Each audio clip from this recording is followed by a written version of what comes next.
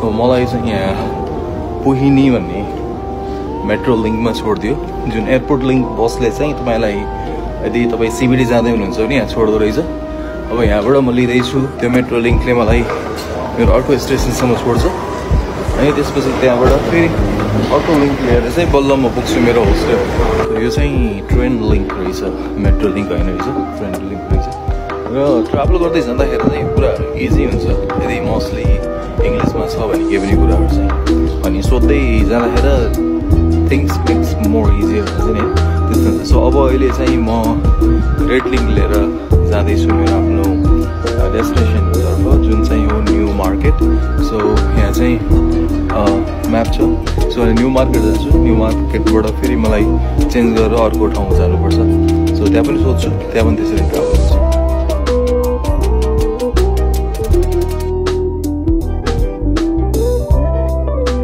अब यहाँबाट फेरि मैले अर्को एउटा ग्रिन लाइन बस लिएर जानुपर्ने छ मेरो होस्टेल पहुँच्नको लागि।